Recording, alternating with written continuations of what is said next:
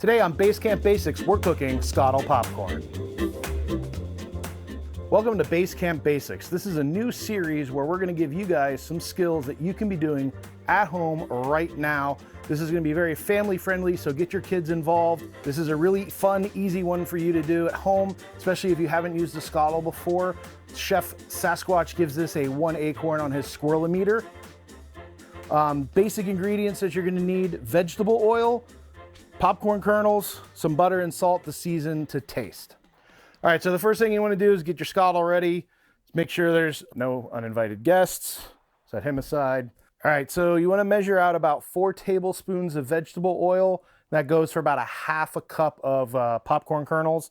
And it's not an exact science. Like, you don't have to be perfect. So 1, 2, a little bit of run over is not bad. 3, 4, and we're just gonna go, we'll go with 5. We'll do a little bit more, all right? So you should have a nice little decent puddle there.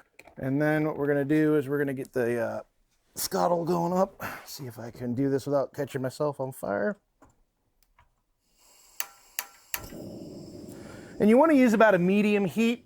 You don't want it too hot where it's gonna cause the oil to smoke, or you'll get kind of a burnt flavor of your oil. So just a decent medium heat.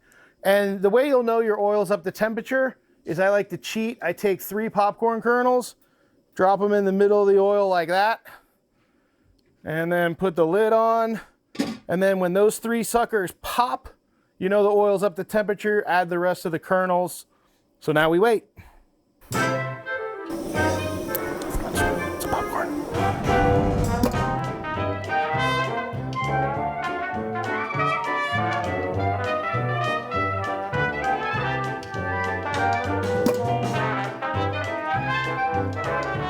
All right, so once the oil is up to temperature, you can dump in the rest of your kernels and also add in just a little bit of butter.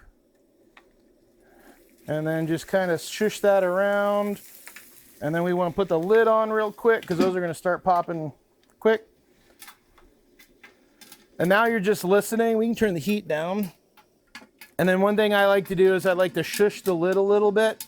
Just kind of keeps the popcorn moving as it's popping, so it doesn't sit in one location and burn or collect a whole lot of oil.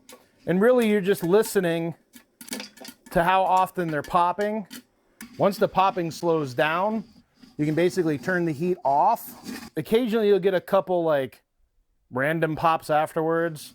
So I always like to wait a little bit, shush the lid, make sure nothing's gonna pop. And then voila, Skottle popcorn. And then now would be a good time. Let's add some salt.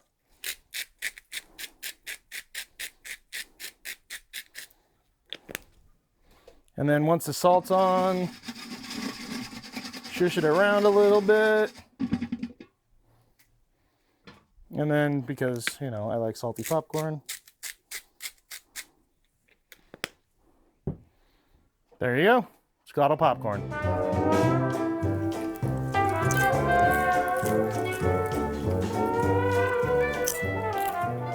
All right, once all the squirrels, the dogs, the kids, and your family have devoured the popcorn off the Skottle, cleanup is super easy. All you have to do is wipe it down.